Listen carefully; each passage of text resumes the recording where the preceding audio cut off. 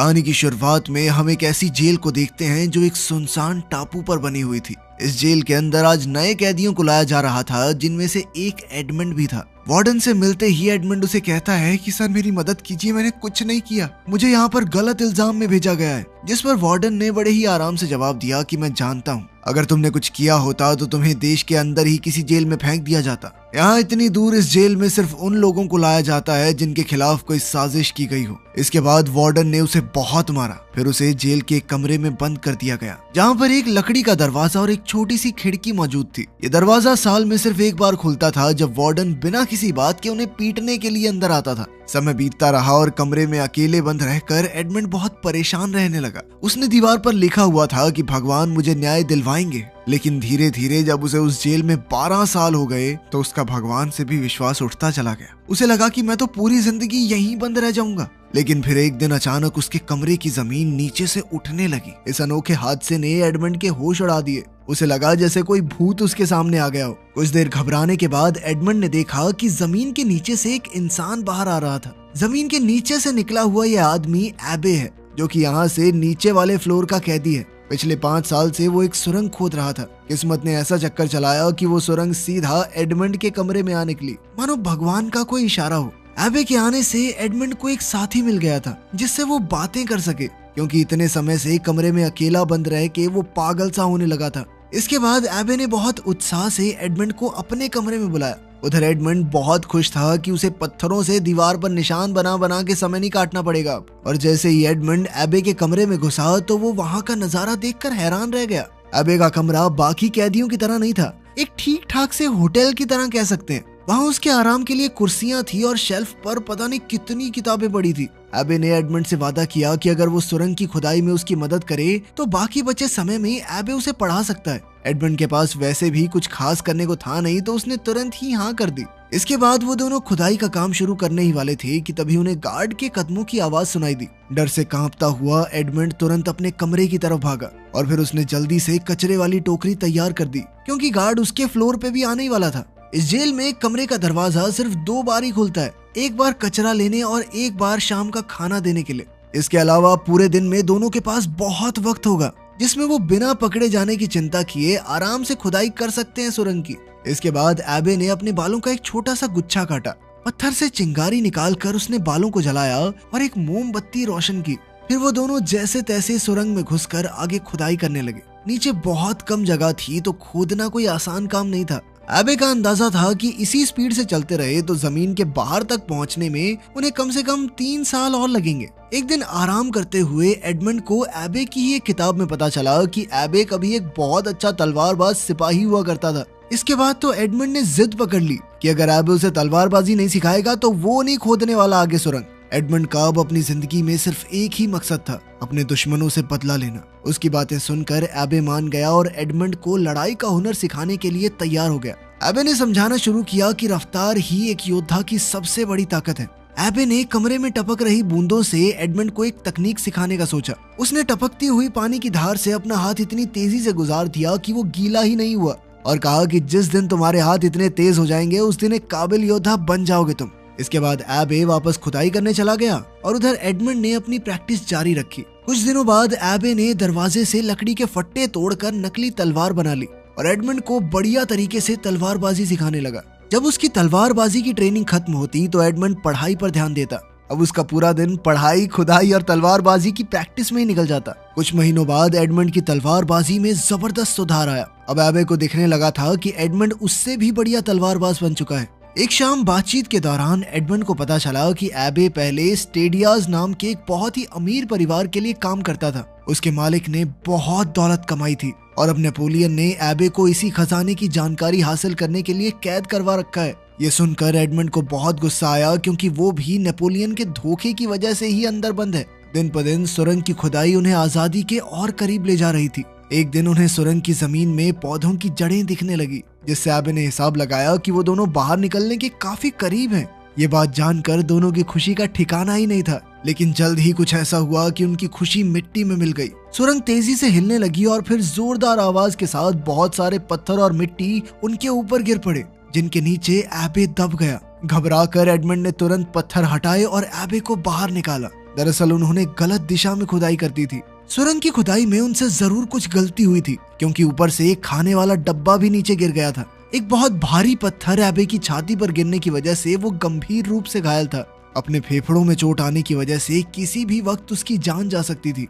अपने आखिरी लम्हों में एबे ने कमजोर आवाज के साथ एडमंड को बताया कि कमरे में एक पत्थर के नीचे एक किताब मिलेगी, उस किताब के भी नीचे कुछ छुपा हुआ है। एडमंड को वहाँ से उसी खजाने का नक्शा मिला जिसके चक्कर में एबे यहाँ कारागार में बंद था। नक्शे को देखकर एडमंड बहुत चक्का रह गया। एबे ने उससे वादा किया कि वो इस दौलत का इस्तेमाल हमेशा अच्छाई के लिए करेगा और गलत कामों से जितना हो सके दूर रहेगा। एडमंड ने वादा किया, जिसके थोड़ी देर बाद ही एबे की मौत हो गई। एडमंड की आंखों में आंसू थे, क्योंकि उसे लग रहा था कि वो दोबारा से अकेला हो गया। तभी गार्ड खाना देने आया तो एडमंड दीवार के पीछे छुप गया। गार्ड ने आवाज भी लगाई पर कोई जवाब नहीं मिला। जब वो चेक करने अंदर आया और उसने एबे की लाश देखी तो वो घबरा कर अपने सीनियर्स को रिपोर्ट करने चला गया। एडवर्ड ने तेजी से सुरंग का मुंह छुपाया और वापस चला गया। कुछ देर बाद गार्ड अपने कुछ साथियों के साथ वापस आया और एबे के शरीर को बॉडी बैग में डाल दिया। एडमंड सुरंग में छुपकर उनके जाने का इंतजार कर रहा था। जैसे ही गार्ड्स वहां से गए, एडमंड खामोशी से कमरे में घुसा और एबे की लाश को देखने लगा। लाश को देखते हुए एडमंड के दिमाग में एक आइडिया आया। उसने जल्दी से एबे की लाश की जगह ले ली। कुछ देर बाद वार्डन अपने आदमियों के साथ लाश को वहां से ले जाने के लिए आया। ये जेल एक सुनसान टापू पर थी, इसीलिए उन्होंने सोचा कि लाश को समुद्र में फेंक देना ही सही रहेगा। इस दौरान एक गार्ड खाना लेकर एडमंड के कमरे में गया, लेकिन जब बार बार दरवाजा खटखटाने के बावजूद भी किसी ने चूं तक नहीं की तो गार्ड को शक हुआ। वो दरवाजा खोलकर अंदर गया, लेकिन वहाँ उसे एडमंड नहीं बल्कि एबे की लाश मिली। जिसके बाद वो गार्ड चिल्लाता हुआ वार्डन को बुलाने के लिए गया।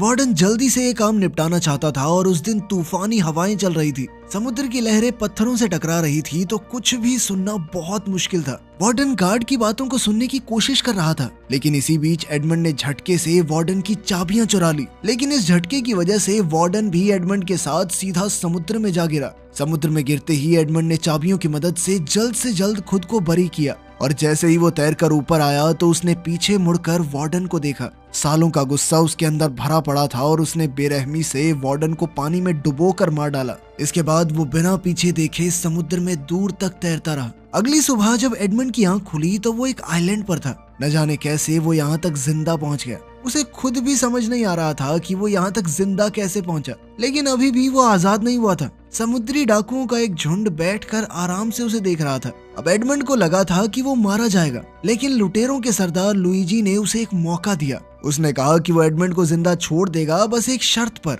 एडमंड को उनके एक गद्दार साथी जकोपो से लड़ना होगा, जिसे वो वैसे भी जिंदा गाड़ने वाले थे। अगर जकोपो जीत गया तो वो उनकी टीम में वापस शामिल हो सकता है, लेकिन वो एडमंड को मार देंगे। लेकिन अगर एडमंड जीत गया तो वो उसे रिहा कर देंगे। जल्द ही दोनों के बीच ये मुकाबला शुरू हुआ। जकोपो तलवारबाजी में बहुत माहिर था, लेकिन एडमंड की एबे से सीखी हुई तकनीक बहुत ही जबरदस्त साबित हुई। कई हमले करने के बावजूद जकोपो एडमंड को छू तक नहीं पाया। मौका मिलते ही एडमंड ने तेजी से वार किया और जकोपो को जमीन पर गिरा लिया, पर उसे मारने की बजाय एडमंड ने लुइजी से कहा कि देखो, हम दोनों तुम्हारे लिए काम करेंगे। काम के लोग हैं यार, बिना बात क्यों मार रहे हो हमें? और समुद्री लुटेरे ढूंढना कौन सा आसान काम है? एडमंड के हुनर और दया को देखकर लुइजी खुश हुआ और उसने दोनों की ही जान बख्श दी। जहाज पर बातचीत के दौरान एडमंड ने कैप्टन को अपनी पूरी कहानी सुनाई, जिसके बाद उसने एडमंड को आजाद कर दिया ताकि वो अपने बदले का मकसद पूरा कर सके। जकोपो भी एडमंड के साथ हो लिया। एडमंड ने उसकी जान बचाई थी तो उसने वादा किया कि मैं हमेशा तुम्हारा वफादार बन के रहूंगा। एडमंड ने जकोपो से एक नाव का बंदोबस्त करने को कहा, जब तक कि वो अपने कुछ पर्सनल काम निपटा ले। देर रात एडमंड चुपके से अपने पुराने मालिक के घर गया, लेकिन सब कुछ बदल चुका था। बूढ़े मालिक ने उसे पहचाना तक नहीं। उसे पता चला कि उसके जेल जाने के गम में डूबकर उसके पिता की भी मौत हो गई। इसी खबर से एडमंड को गहरा सदमा लगा और सबसे बड़ी चोट तो उसे तब लगी जब एडमंड ने जाना कि उसके पुराने दोस्त मोंटेगो ने ही उसे फंसाया था और फिर मोंटेगो ने उसी की मंगेतर मर्सिडीज से शादी भी कर ली। अगली सुबह एडमंड और जकोपो पूरी हिम्मत से नाव पर सवार होकर उस दिशा में निकल गए जहां नक्शे में खजाने का निशान बना हुआ था। उन्होंने उस टापू का चप्पा चप्पा छान मारा पर खजाना नहीं मिला, लेकिन फिर एडमंड को ख्याल आया कि शायद पानी के नीचे कुछ हो। उसने मैप में बताई हुई जगह के पास एक अंडरग्राउंड तालाब में डुबकी लगाई। वहां से कई सारी पुरानी संदूक मिली। जैसे ही उसने एक संदूक खोली तो चमचमाता हुआ सोना दिखाई दिया। जकोपो खुशी से झूम उठा और उसने जितना हो सके उतना सोना नाव में भर लिया। लेकिन पूरे खजाने को ले जाने के लिए तो उन्हें एक बड़े जहाज की जरूरत थी।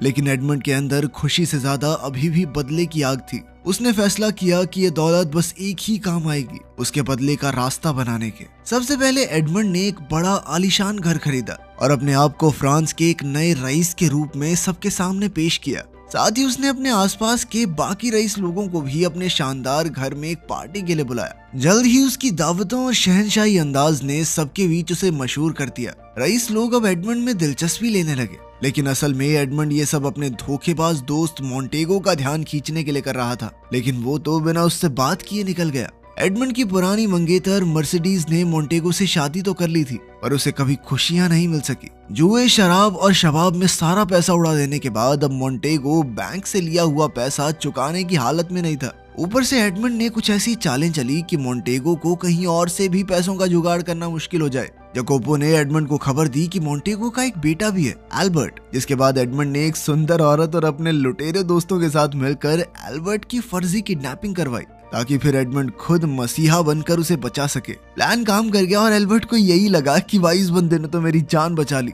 उसका शुक्रिया अदा करते हुए एल्बर्ट ने एडमंड से गुजारिश की कि कुछ दिन बाद मेरा जन्मदिन है, आप उस पार्टी में जरूर आना। एडमंड ने कुछ नखरे दिखाए पर फिर आखिर में मान गया। उसी पार्टी में एल्बर्ट ने अपने पिता मोंटेगो को एडमंड से मिलवाया। वो दोनों 13 साल बाद एक दूसरे के आमने सामने थे। एडमंड का हुलिया अब इतना बदल गया था कि मोंटेगो ने उसे पहचाना नहीं, लेकिन मर्सिडीज ने जैसे ही एडमंड को देखा उसे एक अजीब सा एहसास हुआ, पर वो समझ नहीं पाई कि ये है कौन। लेकिन कुछ देर बाद जब एडमंड एक खास तरीके से अपने बालों को घुमा रहा था तो मर्सिडीज तुरंत पहचान गई, क्योंकि ये एडमंड की पुरानी आदत थी। एडमंड ये जानता था कि मोंटेगो को पैसों की सख्त जरूरत है और इसीलिए वो उसके आगे बढ़ा चढ़ा कर बोलने लगा कि भाई मुझे तो एक खास जगह से सोना मिल गया बहुत सारा, और कल ही जहाज में 100 किलो सोना आएगा यहाँ पे मेरा, और विल्फोर्ड साहब सब कुछ आपको क्लियर करवाना पुलिस से। विल्फोर्ड एक करप्ट मजिस्ट्रेट था जिसका इस इलाके की पुलिस पर पूरा काबू था। एडमंड की बातें सुनने के बाद विल्फोर्ड ने मोंटेगो के साथ मिलकर एक प्लान बनाया जिसमें वो एडमंड का खजाना यहाँ आने से पहले ही लूट लेंगे और फिर सारा सोना उनका।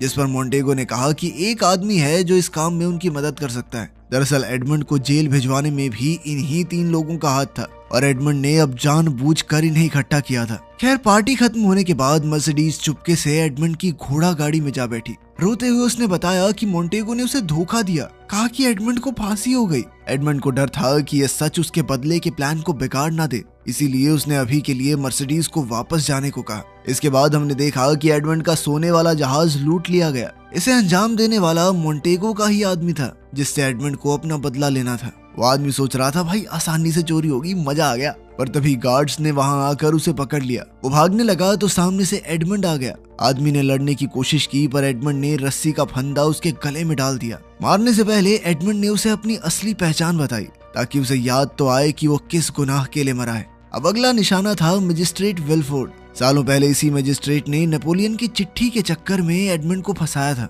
मजिस्ट्रेट का बाप खुद नेपोलियन का सपोर्टर था, लेकिन पावर हासिल करने के चक्कर में मजिस्ट्रेट ने अपने ही पिता को मरवा दिया और इल्जाम एडमंड पर लगवा कर उसे जेल भिजवा दिया। लेकिन अब एडमंड ने बातों बातों में बड़ी चालाकी से मजिस्ट्रेट से ये पूरी बात बुलवा ली। विल्फोर्ड ने भी सब बोल दिया, क्योंकि वैसे भी एडमंड ये सब साबित नहीं कर सकता। लेकिन कमरे में पुलिस पहले से मौजूद थी, जिन्होंने विल्फोर्ड की पूरी बात सुन ली और उसे पकड़ कर ले गई। उधर कंगाल हो चुका मोंटेगो भागने की तैयारी कर रहा था, लेकिन मर्सिडीज ने उसके साथ चलने से साफ इनकार कर दिया। साथ ही उसने बताया कि एल्बर्ट उसका बेटा असल में एडमंड और मर्सिडीज का बेटा है। एडमंड के अरेस्ट के वक्त वो प्रेग्नेंट थी और इसी मजबूरी में उसने मोंटेगो से शादी कर ली। मोंटेगो गुस्से में चिल्लाया, पर उसके पास कोई दूसरा रास्ता नहीं था। वो एक पुराने किले में गया जहां उन्होंने चोरी का सारा खजाना छुपाया था, लेकिन संदूकें खोलने पर उनके अंदर से सिर्फ रेत ही निकला। आखिरी संदूक में सिर्फ एक छोटा सा चेस पीस निकला, जो कि एडमंड को मोंटेगो ने ही दिया था। उसी वक्त एडमंड वहां आया और मोंटेगो समझ चुका था कि वो कौन है। गुस्से से पगलाए मोंटेगो ने तलवार से एडमंड पर हमला किया, पर वो एडमंड का मुकाबला नहीं कर सकता था। एडमंड ने आसानी से उसकी तलवार गिराकर उसे दीवार से लगा दिया, लेकिन जैसे ही एडमंड आखिरी वार करने वाला था, एल्बर्ट ने बीच में आकर कहा कि मैं अपने पिता को ऐसे मरने नहीं दूंगा। इसी चीज का फायदा उठाकर मोंटेगो चुपके से बंदूक में गोली और बारूद भरने लगा। तभी मर्सिडीज भी वहां पहुंची और उसने एडमंड को रोक कर बताया कि एल्बर्ट उसी का बेटा है। ये सुनकर तो एडमंड होश खो बैठा। उधर मोंटेगो ने अपनी बंदूक से एडमंड पर निशाना लगाया, लेकिन जकोपो ने बिजली की तरह एक चाकू फेंका जिससे मोंटेगो का निशाना चूक गया और गोली अभी भी मर्सिडीज के कंधे पर जा लगी। इसी अफरा तफरी में मोंटेगो भाग निकला। पर एडमंड ने उसका पीछा किया। लेकिन जब मोंटेगो ने घोड़े पर चढ़कर जबरदस्त हमला किया तो एडमंड की तलवार गिर गई। अब मोंटेगो जीतता हुआ मालूम पड़ रहा था, लेकिन अंत में एडमंड ने जैसे तैसे मोंटेगो को गिराकर जानलेवा वार किया। मोंटेगो की मौके पर ही मौत हो गई। अपनी बदले की आग ठंडी होने के बाद एडमंड अपनी पत्नी मर्सिडीज और बेटे एल्बर्ट को लेकर उस जेल में गया जहां उसने 13 साल गुजारे थे। वहां उसे अपने गुरु एबे की याद आई। उसने एबे के बारे में सोचते हुए उसके पैरों में सर झुकाया और फिर ये पूरा इलाका खुद खरीद लिया ताकि किसी को भी वो सब न सहना पड़े जो उसने सहा है। वीडियो पसंद आई तो लाइक कर देना, चैनल को सब्सक्राइब कर लेना। मिलते हैं अगली वीडियो में।